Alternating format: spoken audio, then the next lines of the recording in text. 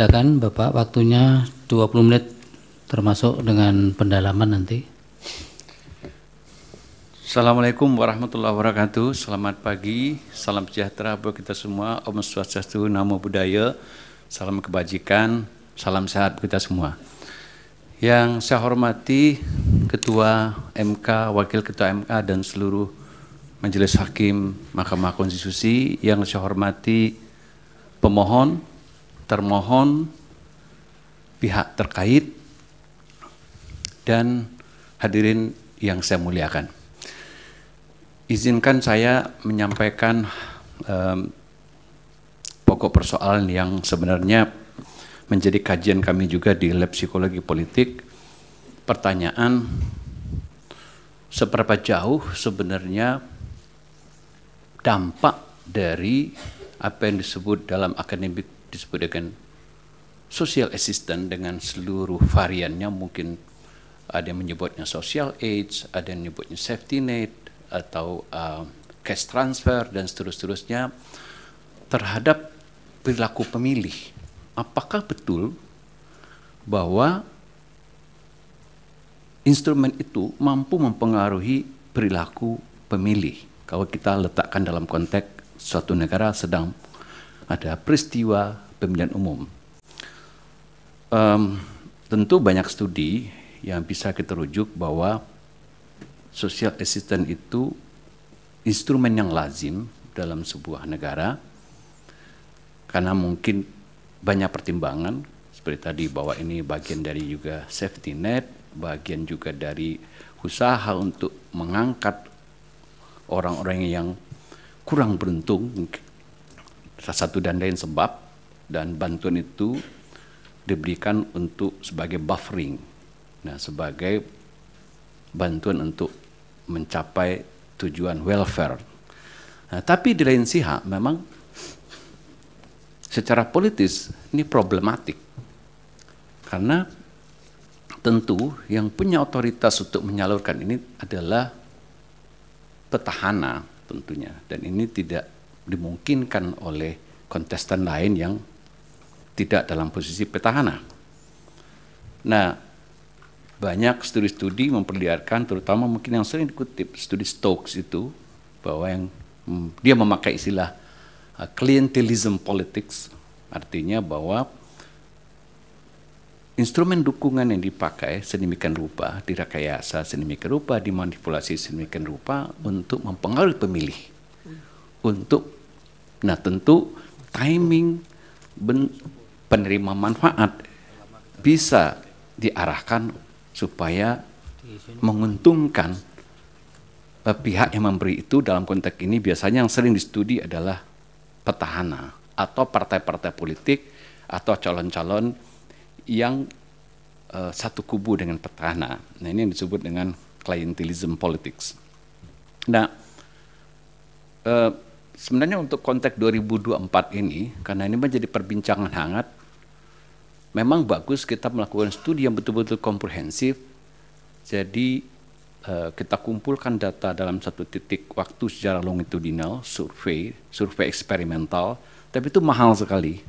Nah kami tidak punya dana untuk itu. Ya strategi yang kami lakukan adalah melakukan apa yang sering dilakukan oleh akademisi, itu melakukan namanya meta-analysis atau meta-review. Apa yang disebut meta-analysis? Jadi kita mengumpulkan seluruh seluruh literatur terkait topik ini di seluruh dunia yang dipublikasi tentunya dengan keyword yang standar, yang social assistance, welfare program, political support, voting behavior, electoral support, dan seterusnya. Bagaimana impact-nya terhadap voting kita kumpulkan, terus kita analisis. Lanjut aja Pak. Ya,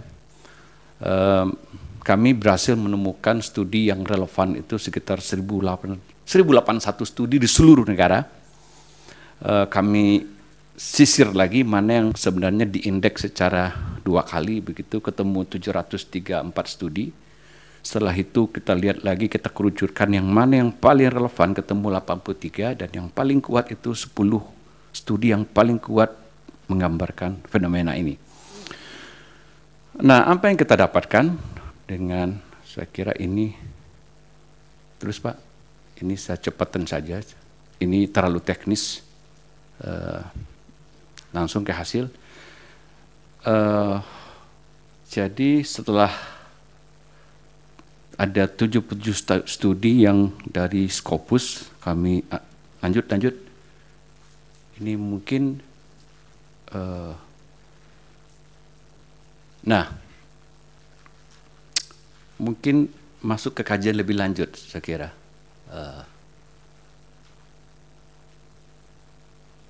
Ya, Bapak Ibu sekalian, karena waktunya terbatas, saya ingin menyimpulkan. Jadi secara umum, setelah kami lihat size effect namanya, jadi efek rata-rata dari seluruh studi yang kami kumpulkan, itu size effect-nya cukup moderat, artinya tidak terlalu tinggi, juga tidak terlalu rendah, berkisar antara sekitaran rata-ratanya 0,29. Artinya apa?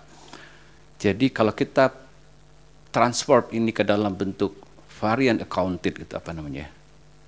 Berapa banyak variabel yang menentukan pilihan orang. Jadi kalau itu 100%, kira-kira 29% itu disumbang oleh faktor social age ini. Tentu ada penyebab-penyebab lain, 71% orang memilih calon tertentu karena faktor-faktor yang lain. Misalnya faktor ketokohan, faktor dia suka, faktor seagama, faktor sosiologis, faktor dipengaruhi teman, faktor analisis dia terhadap kemampuan, faktor kampanye, dan seterusnya. Itu sumbangnya 79%, tapi 29% itu kira-kira disumbang oleh faktor penggelontoran bansos itu. Nah, ini studi di seluruh beberapa negara secara universal. Nah,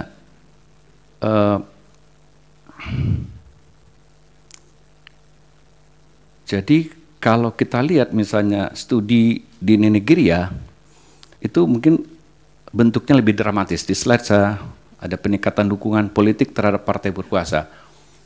Nah, ini hampir 92%, 96% mengatakan, ya kami memilih petahana ini karena menerima bansos. Jadi ini studi di Nigeria. Jadi conditional cash transfer itu mungkin kalau kita BLT itu. Jadi semakin banyak BLT itu semakin puas terhadap petahana, semakin menyukai, petahana dievaluasi positif. Bahkan dalam beberapa studi digambarkan petahana dianggap punya good deed gitu, seperti Sinterklas gitu, dan membuat publik suka, dan itu membuat dia dipilih lagi. Nah, mungkin kenapa politisasi bansos ini menjadi problematik dalam konteks demokrasi kita hari ini? Karena satu, bahwa bansos ini hanya bisa dikendalikan oleh orang yang memegang otoritas, dalam konteks ini petahana. Jadi kalau kita andaikan petahana maju, mungkin dalam konteks sekarang orang akan challenge, lah petahana kan tidak maju. Tapi ada istilah teman saya, setengah petahana begitu. Setengah petahana, bercandanya begitu. Jadi anaknya yang maju. Dan tinggal dibangun bagaimana persepsi publik dibentuk bahwa setengah petahana juga mewakili petahana. Nah, di situ mekanisme psikologisnya berlangsung. Nah, kalau ini berhasil, tentu kepuasan terhadap petahana terkonversi kepada kepuasan terhadap setengah petahana yang sedang menjadi kontestasi hari ini. Nah, itu mekanismenya. Nah, kenapa problematik secara psikologis? Secara politik etis mungkin orang banyak mempersoalkan, karena ini menjadi tidak fair misalnya, bahwa yang bisa menggunakan, yang punya otoritas untuk menetapkan kapan bantuan sosialnya harus digelontorkan, berapa banyak, mekanisme seperti apa, waktunya kapan, itu tentu yang memegang otoritas, dalam konteks ini petahana. Itu sebabnya di beberapa tempat di luar negeri, seperti studi-studi yang saya rujuk tadi, yang kita analisis tadi, memang hasilnya cukup konklusif, ya. Ada kontribusi dari pengelotoran Bastos terhadap keterpilihan terutama petahana yang angkanya ya cukup moderate gitu. Nah, tentu ini bervariasi dari satu tempat ke tempat lain. Nah, jadi mungkin pertanyaan tadi, apakah ini etis ketika misalnya oposisi atau challenger tidak punya kesempatan yang sama untuk menggunakan instrumen ini? Kedua, dari segi pematangan demokrasi, dari segi political behavior dari voter, dari pemilih, dari konstituen, ini menimbulkan semacam ketergantungan. Nah, di luar misalnya tadi peneliti lain juga melihat misalnya clientelism itu dalam konteks misalnya vote buying, tapi itu studi yang lain. Karena vote buying kalau bisa dibuktikan menyuap gitu untuk orang untuk memilih, itu masuk ranah pidana pemilu. Nah, tapi klientelisme memang terselubung, sulit dibuktikan secara pidana, kecuali sudah berbentuk tadi vote